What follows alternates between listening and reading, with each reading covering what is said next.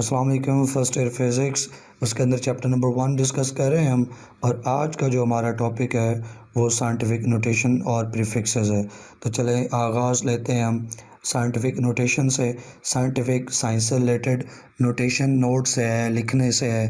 तो scientific notation basically numbers लिखने का एक तरीका है जो साइंस में इस्तेमाल होता है। और इसमें आप नंबर्स जो हैं वो 10 की पावर में लिखते हैं। जैसे यहाँ पे मैंने लिखा numbers written in power of 10। और इसी को पावर ऑफ 10 में जो हम नंबर्स को लिखते हैं इसी को स्टैंडर्ड फॉर्म कहते हैं। और यहाँ पे मैंने ब्रैकेट में आपको बता भी दिया कि m into 10 raise to the power of some, जो कि n है। यहाँ पे m कोई नंबर है उसको 10 की पावर में लिखा गया और 10 की पावर यहाँ पे n कोई भी नंबर हो सकता है। ये स्टैंडर्ड फॉर्म के लिए एक नोटेशन इस्तेमाल की जाती है। अब जो स्टैंडर्ड फॉर्म में ये साइंटिफिक नोटेशन में आप नंबर्स लिखते हैं ये कुछ इस तरह से लिखते हैं कि जो डेसिमल पॉइंट है, ये जो आपका पॉइंट है उसके लेफ़्ट साइड पे सिर्फ एक डिजिट होना चाहिए और वो जो एक डिजिट है वो ज़ीरो नहीं होना चाहिए, नॉन ज़ीरो डिजिट होगा। जब आप 10 की पावर में एक नंबर लिखेंगे उसमें डेसिमल पॉइंट आ जाएगा और जो डेसिमल पॉइंट है उसकी लेफ़्ट साइड पे सिर्फ एक डिजिट हो और वो नॉन ज़ीरो डिजिट हो। तो इस तरह से नंबर्स को लिखने को हम कहते हैं स्टैंडर्ड फॉर्म में लिखना, या साइंटिफिक नोटेशन में लिखना। ये बातें आप 9th में सीख चुके। यहाँ पे एक एग्जांपल देख लें। ये आपके सामने एक मैंने नंबर लिखा है जो कि 0.00123। तो इसको हमने साइंटिफिक नोटेशन में लिखना है।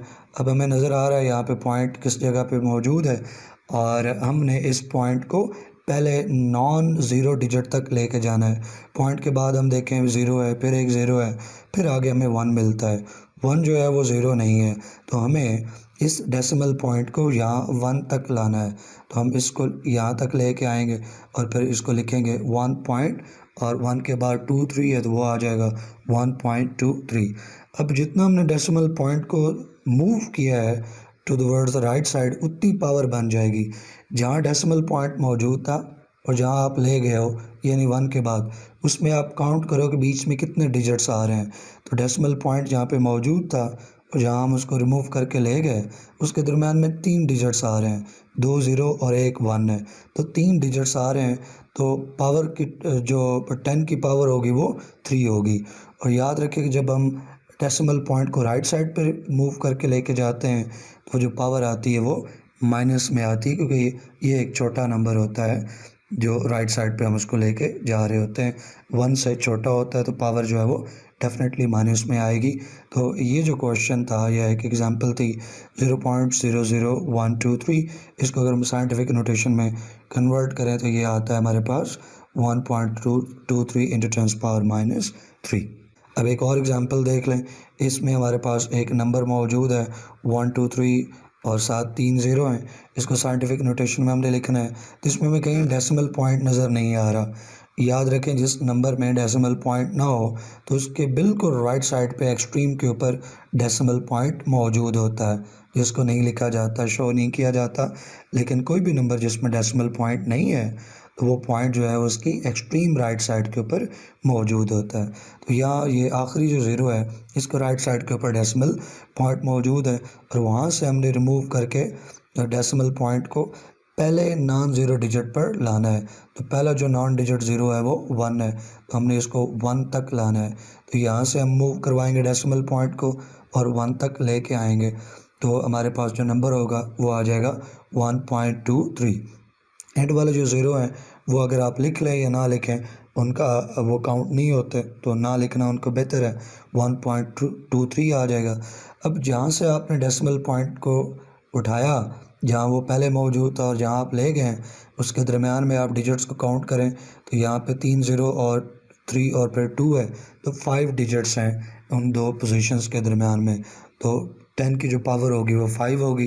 क्योंकि आपने डेसिमल पॉइंट को लेफ़्ट साइड पे मूव करवाया है तो जब भी आप लेफ़्ट साइड पे मूव करवाओगे पावर जो है वो पॉजिटिव में आएगी, जैसे यहाँ पे मौजूद है। तो हमारा जो आंसर आता है इस एग्जांपल में साइंटिफिक नोटेशन का वो 1.23 इंटू 10 पावर 5 आता है। ये सिंपल सा कंसेप्ट है साइंटिफिक नोटेशन का, जिसको आप 9th में सीख के आए। यहाँ ज़रा फिर उसकी रिवीजन होगी, हमने इसको रिकॉल कर लिया। इसी तरह प्रीफिक्सेस का टॉपिक जो है ये भी आप नाइन्थ के अंदर सीख के आए हो, यहाँ पे थोड़ा सा उसको रिकॉल कर लेंगे, बेहतर अंदाज में समझ लेंगे और आपके लिए थोड़े से चीज़ों को आसान कर दिया जाएगा। प्रीफिक्सेस के नाम के ऊपर गौर करें तो प्री पहले को कहते हैं, जैसे नाइन्थ क्लास है तो प्री नाइन्थ, नाइन्थ से पहले वाला, प्री पहले वाला। तो प्रीफिक्सेस जब हम यूनिट लिखते हैं तो यूनिट से पहले एक वर्ड या एक सिंबल हम यूज़ करेंगे, क्योंकि वो यूनिट से पहले आ रहा है तो हम उसको प्रीफिक्सेस का नाम देते हैं। तो यही बात यहाँ पे मैंने नोट्स में भी लिख दी कि प्रीफिक्सेस रिटन बिफोर यूनिट एक बात होगी। और ये जो प्रीफिक्सेस हैं एक्चुअली है क्या कि मैंने अभी ऊपर आपको बताया, हमने पढ़ा कि साइंटिफिक नोटेशंस के अंदर हम जो है नंबर को कुछ 10 की पावर में लिखते हैं, 10 पावर ऑफ समथिंग। तो कुछ जो पावर ऑफ 10 है उनको हमने कुछ ख़ास नाम दिए हैं, जैसे यहाँ पे 10⁻³ है और इसको हम 10⁻³ को किलो कहते हैं। अगर 10⁻³ में हो तो फिर हम उसको मिली कहते हैं। तो कुछ पावर्स हैं 10 की जिनको हमने ख़ास नाम दे रखे हैं, सिंबल्स दे रखे हैं, और उन्हीं पावर ऑफ 10 को हम प्रीफिक्सेस का नाम देते हैं और हम उनको साइंटिफिक नोटेशन के अंदर या फिज़िक्स में अपनी कैलकुलेशंस के अंदर इस्तेमाल करते हैं। तो प्रीफिक्सेस और कुछ नहीं है, ये सम पावर ऑफ 10 है, जैसे मैंने यहाँ एग्जांपल में शो किया। और ये जो सम पावर ऑफ 10 है इनको स्पेशल नाम दिए गए और इनके स्पेशल सिंबल्स जो हैं वो चूज़ किए गए। तो वो स्पेशल नेम्स और स्पेशल सिंबल्स जो हैं वो हम जानेंगे नीचे एक टेबल की फॉर्म में। तो यही पावर ऑफ 10, उनको स्पेशल नेम्स जो दिए गए, सिंबल्स दिए गए, उन्हीं को प्रीफिक्सेस का नाम दिया जाता है, ये प्रीफिक्सेस कहते हैं। और इनको फिज़िक्स में और जो बाकी साइंसेस की ब्रांचेस हैं उनको फ्रीक्वेंटली इनको उन साइंसेस की जो कैलकुलेशंस हैं उनके अंदर हम इसको इस्तेमाल करते हैं। एग्जांपल यहाँ पे देखें, आम तौर पे जो आपने 9th में पढ़ा या यहाँ फर्स्ट ईयर की जो आपकी बुक है उसके अंदर जो प्रीफिक्सेस का टेबल दिया गया है उसमें प्रीफिक्सेस जो दी गई हैं वो 1 से 18 तक दी गई हैं। इससे आगे भी हैं लेकिन हम चले 1 से 18 तक की बात कर लेते हैं। अब बुरी बात क्या है, जो बुक में 9th में भी थी और यहाँ फर्स्ट ईयर में भी है, वो जो टेबल दिया गया है वो उसी के अंदर एक ही टेबल के अंदर टॉप टू बॉटम पॉजिटिव और नेगेटिव पावर्स को एक ही साथ लिखा गया है। मेरे ख्याल से अगर हम इसको आमने सामने रखें, +1 के साथ -1, 10 पावर +2 है तो उसको -2 के साथ कंपेयर करके लेके जाएं तो आपके लिए समझना, याद रखना बहुत आसान हो जाता है। तो मैंने उस टेबल को थोड़ा मॉडिफाई किया है और जो पॉजिटिव वाली पावर्स है मैंने उनको अलग कर दिए, जो नेगेटिव वाली पावर्स है मैंने उनको अलग कर दिया, ताकि आपके लिए चीज़ों को समझना, इनको रिकॉल करना, एक नए अंदाज से लर्न करना आसान हो जाए। तो चलें सबसे पहले बात करते हैं, ये जो प्रीफिक्सेस शुरू होती हैं ये 10 पावर 1 से शुरू होती हैं। अब यहाँ पे 10 पावर 1 है और ये पॉजिटिव में है और इसको हम डेका कहते हैं, डेका। और इसी तरह हम 10 पावर -1 को देखें तो वो यहाँ पे दूसरे माइनस वाले टेबल में है और 10 पावर -1 को डेसी कहते हैं। ठीक है, पॉजिटिव हो तो डेका, नेगेटिव हो तो डेसी। अब 10 पावर 2 को देखें तो अगर वो पॉजिटिव में है तो उसको हेक्टो कहा जाता है, अगर 10 पावर 2 माइनस में है तो फिर उसको सेंटी बोला जाता है। इसी तरह 10 पावर 3 अगर पॉजिटिव में है तो फिर उसको किलो का नाम दिया जाता है, और 10 पावर -3 हो, माइनस में हो तो फिर उसको मिली कहते हैं। अब यहाँ तक अगर आप देखें तो जो ये प्रीफिक्सेस आई हैं वो कंटिन्यूस आई हैं, 1 है, 2 है, 3 है। इसके बाद जो प्रीफिक्सेस हैं वो कंटिन्यूसली मूव नहीं कर रही बल्कि 3 के गैप के साथ मूव करती हैं। तो पीछे आपने 3 में पढ़ा और 3 ऐड करें तो अब 10 पावर 6 हो जाएगी। अगर ये पॉजिटिव में हो तो फिर इसको मेगा कहेंगे, अगर यही 10 पावर -6 हो तो फिर इसको माइक्रो कहेंगे। अब 6 में 3 ऐड करें तो 10 पावर 9, अगर ये पॉजिटिव में है तो इसको गीगा कहेंगे, अगर ये नेगेटिव में है 10 पावर -9 तो इसको नैनो बोलेंगे। अब 9 में 3 ऐड करें तो 12, तो 10 पावर 12 पॉजिटिव में है तो इसको टेरा बोलेंगे, और अगर ये नेगेटिव में है तो फिर इसको पिको बोलेंगे। और अगर 12 में 3 ऐड करें फर्दर तो 10 पावर 15 हमारे पास आया, और 10 पावर 15 पॉजिटिव में है तो इसको पीटा बोलेंगे, और अगर ये नेगेटिव में है 10 पावर -15 तो इसको फेम्टो बोलेंगे। अब 15 में 3 ऐड करें तो 18 आया। अब 10⁻18 पॉजिटिव में है तो इसको एक्सा बोलेंगे, और यही 10⁻18 अगर माइनस में है तो फिर इसको एटो बोलेंगे। तो इस तरह से ज़्यादा आसान है इनको याद करना, और ये आसान हो जाता है, मुश्किल नहीं रहता कि जब आप कंपेयर करके लेके चलते हो, एक तरफ पॉजिटिव और वही वैल्यू वही पावर, दूसरी तरफ नेगेटिव। अब वैसे ये आपको तकरीबन याद होंगी, तकरीबन 70 to 80% बच्चों को ये टेबल, ये सारी पावर्स, प्रीफिक्सेस याद होती हैं। लेकिन अगर कोई बच्चा बहुत वीक है, उसे नहीं याद या ये भूल जाती हैं, तो इसका एक सिंपल हल मैं आपको बता रहा हूँ। मैंने कुछ निमोनिक्स बनाए हैं बड़ी मेहनत से आपके लिए, और इन निमोनिक्स से इन पावर्स को, प्रीफिक्सेस को याद रखना बड़ा आसान हो जाता है।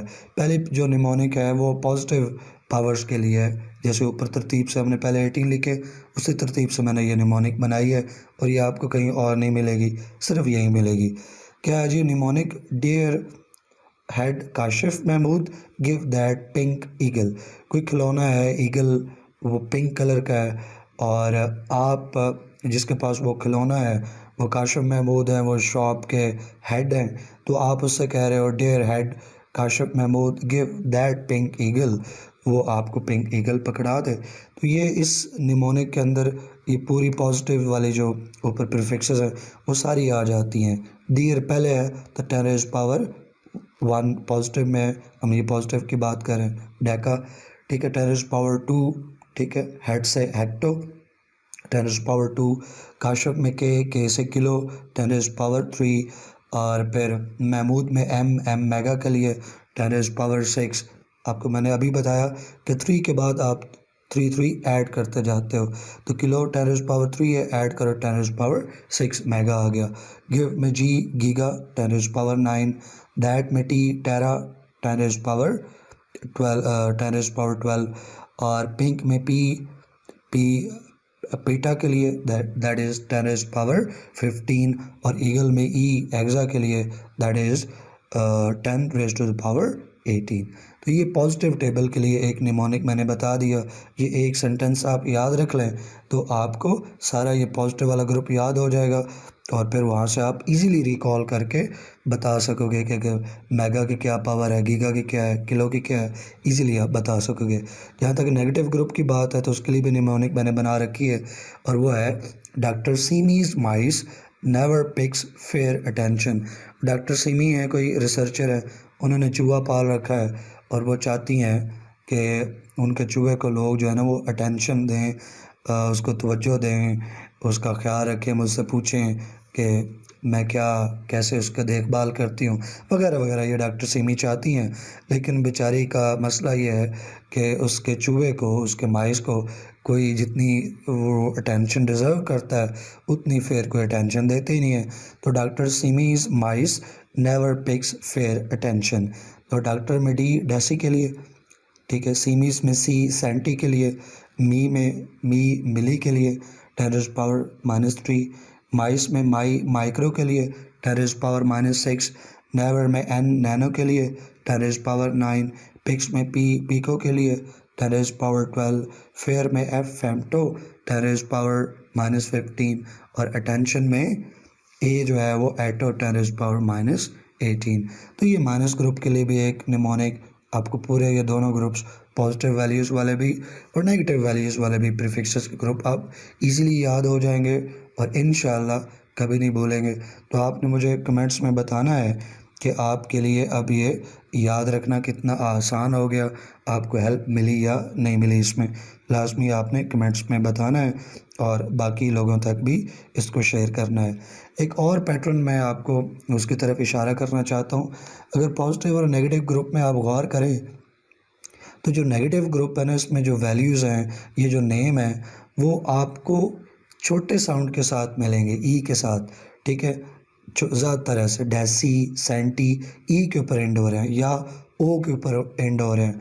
ओ में फिर एक्सेप्शन है कि सिवाय हेक्टो और किलो के, हेक्टो और किलो पॉजिटिव हैं, इनके एंड के ऊपर भी ओ आ रहा है। तो हेक्टो और किलो को छोड़कर बाकी जिनके ऊपर ओ आ रहा है, माइक्रो नैनो पिको, ये नेगेटिव वैल्यूज़ वाले हैं, नेगेटिव प्रीफिक्सेस हैं। और जो ई वाली हैं, ठीक है, जिनके ऊपर ई आता है, डेसी, सेंटी, मिली, ये नेगेटिव वाली हैं, छोटे साउंड हैं।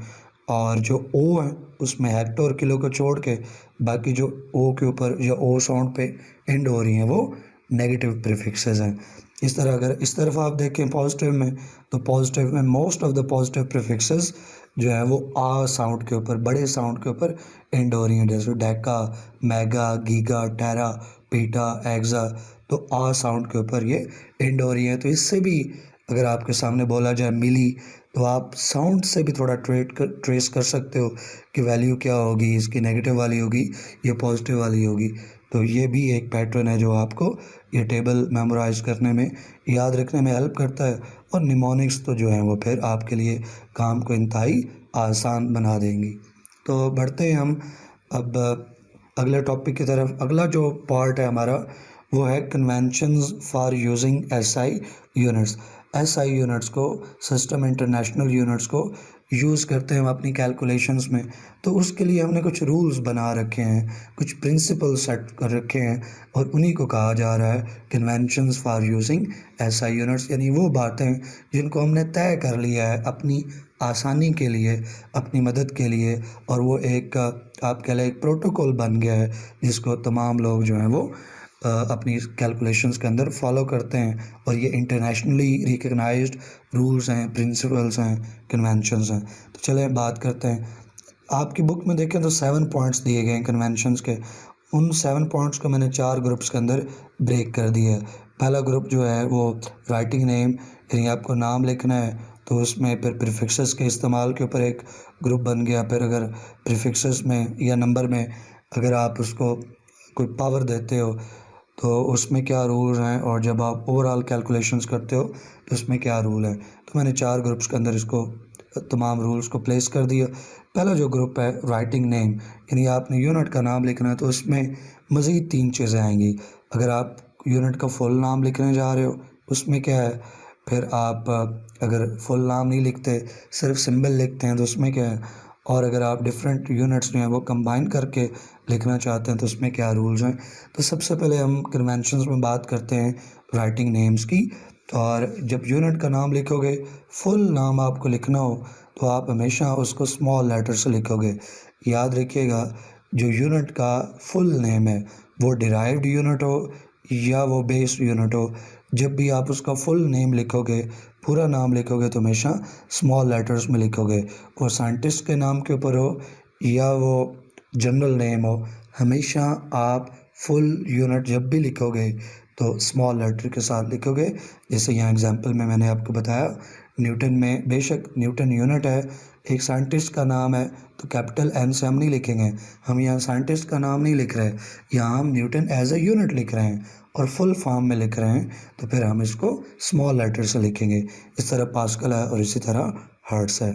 अब फुल नेम की बजाय अगर आप यूनिट का सिंबल इस्तेमाल करते हैं तो फिर आपके अगर सिंबल में अब 2 हैं, क्या वो जो सिंबल है यूनिट का वो एक साइंटिस्ट के नाम के ऊपर है या वो जनरल है। अगर तो जनरल है तो आप उसको स्मॉल लेटर से लिखोगे, जैसे कि वो मीटर है तो स्मॉल एम से, सेकंड है तो स्मॉल एस है। लेकिन वो जो सिंबल है वो एक साइंटिस्ट के नाम के ऊपर है, तो फिर उस सिंबल का जो पहला लेटर होगा, अगर एक ही लेटर है तो कैपिटल आएगा, अगर वो सिंबल 2 लेटर से बना है तो पहला लेटर जो है वो कैपिटल होगा और बाकी लेटर स्मॉल होंगे। तो न्यूटन एक ही है, उसमें लेटर कैपिटल एन से लिखा जाएगा। अब देखिए जब हमने फुल फॉर्म लिखना है तब न्यूटन स्मॉल लेटर्स में लिखा जाएगा, लेकिन जब सिंबल में लिखेंगे तो फिर वो कैपिटलाइज होगा, तो एन जो है वो कैपिटल लिखा जाएगा। इस तरह पास्कल के लिए हमारे पास जो सिंबल है वो PA है। जब हम फुल यूनिट का नाम लिखेंगे, पूरा पास्कल लिखेंगे तो फिर स्मॉल लेटर्स में, लेकिन जब सिंबल इस्तेमाल करेंगे तो सिर्फ जो उसका पहला लेटर है वो कैपिटलाइज करेंगे, तो P कैपिटल आ जाएगा। इस तरह हर्ट्ज में देख लें तो हर्ट्ज में जो H है वो कैपिटल हो जाएगा और Z स्मॉल लेटर। ये वो सिंबल्स हैं यूनिट्स के जो साइंटिस्ट के नाम के ऊपर है। उनके लिए ये रूल है कि साइंटिस्ट का नाम है, अगर आप उस का यूनिट सिंबल के तौर पे यूज़ कर रहे हो तो फिर वो कैपिटलाइज होगा, लेकिन अगर आप फुल फॉर्म लिख रहे हो तो फिर वो स्मॉल लेटर से लिखा जाएगा। ये फ़र्क रखिएगा, ज़्यादातर बच्चे ये फ़र्क नहीं रख पाते कि कब कैपिटलाइज करना है, कब स्मॉल लेटर से लिखना है।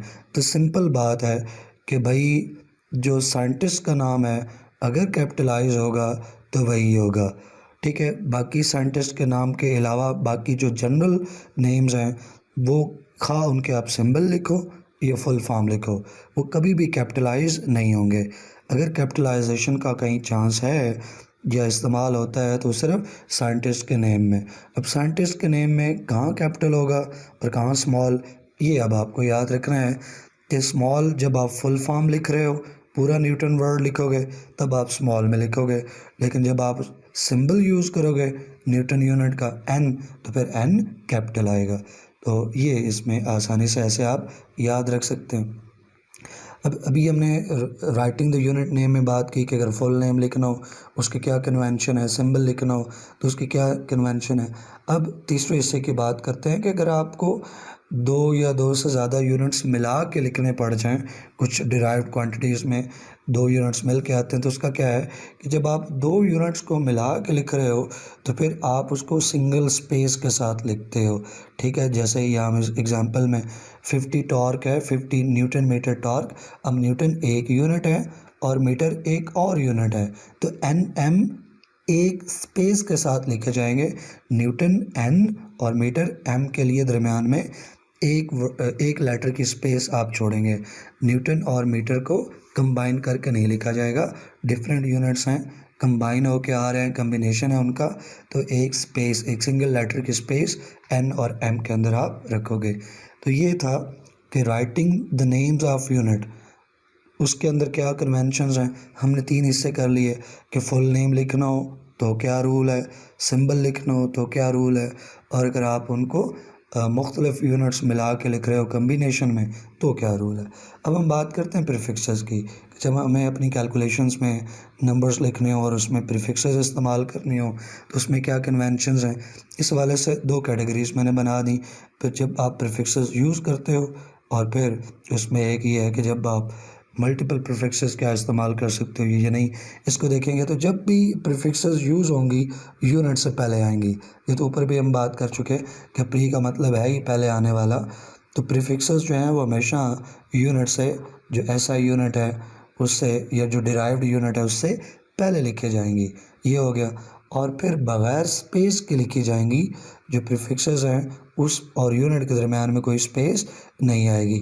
मिसाल के तौर पर देखें, यहाँ 5 नैनोमीटर मैंने लिखा, तो 5 नैनोमीटर में जो नैनो और मीटर है इसके दरमियान में कोई स्पेस नहीं आएगी।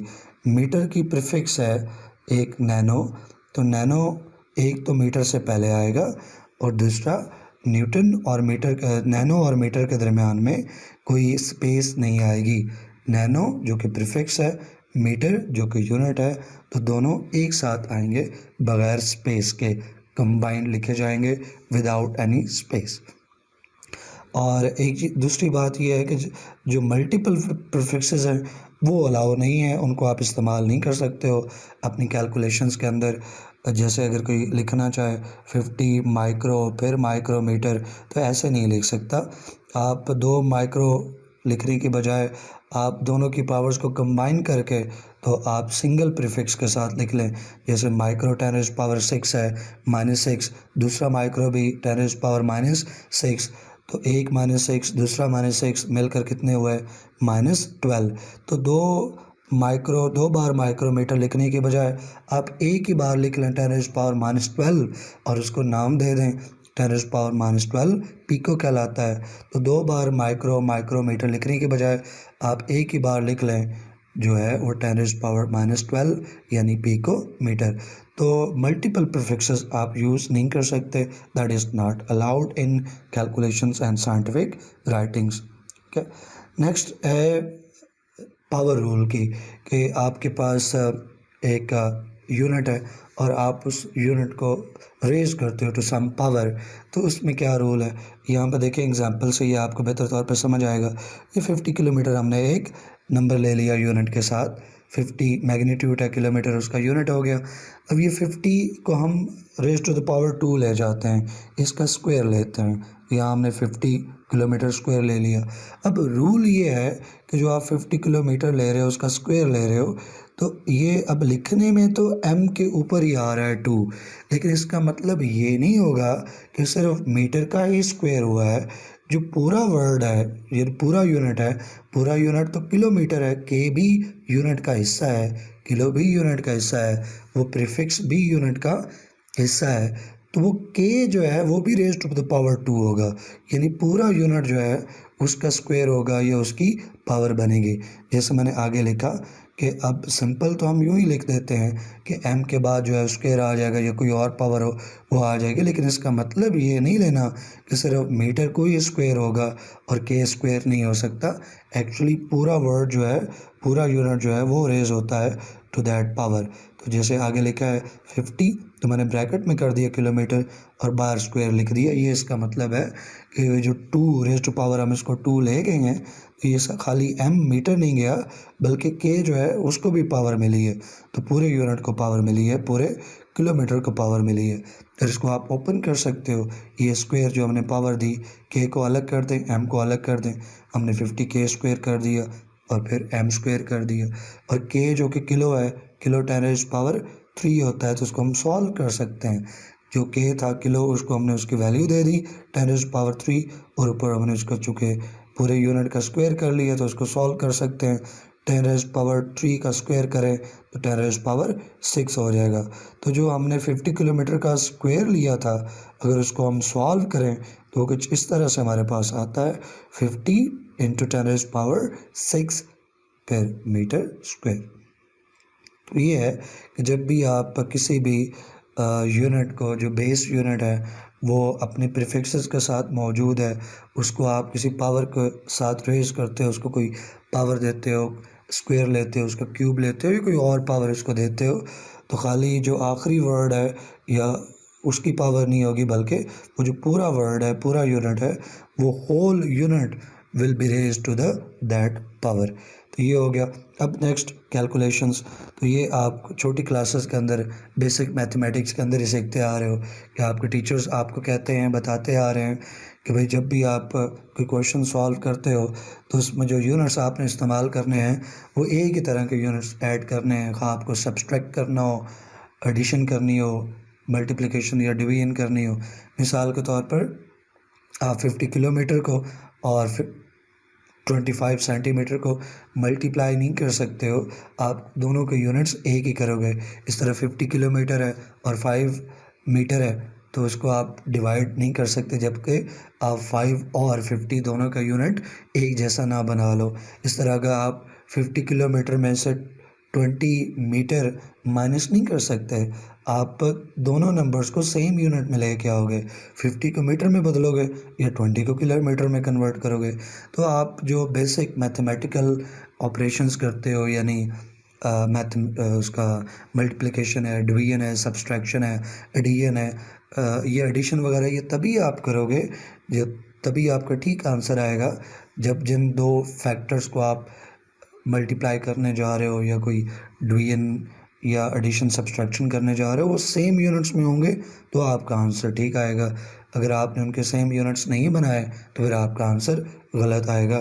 तो कैलकुलेशंस करते वक्त जो दो फैक्टर्स हैं, दो वैल्यूज़ हैं, दो नंबर्स हैं, उनके यूनिट्स जो हैं वो सेम होने चाहिए। SI नोटेशन के अंदर उनके यूनिट्स आपको लिखने हैं। तो ये थे कुछ conventions related to the use of SI units. Hopefully आपको ये क्लियर हो गया होगा। अगर आप बुक में से देखें तो इसके 7 पॉइंट्स हैं, उन्हीं 7 पॉइंट्स को एक फ्लो चार्ट डायग्राम में, एक समरी की सूरत में मैंने यहाँ आपको डिस्क्राइब कर दिया। तो ये नोट्स जो हैं वो PDF फॉर्म में डिस्क्रिप्शन में इनका लिंक मौजूद होगा, वहाँ से आप डाउनलोड कर सकते हैं। इंशाल्लाह नेक्स्ट वीडियो के अंदर हम नेक्स्ट टॉपिक को पढ़ेंगे। टिल देन, अल्लाह हाफिज़।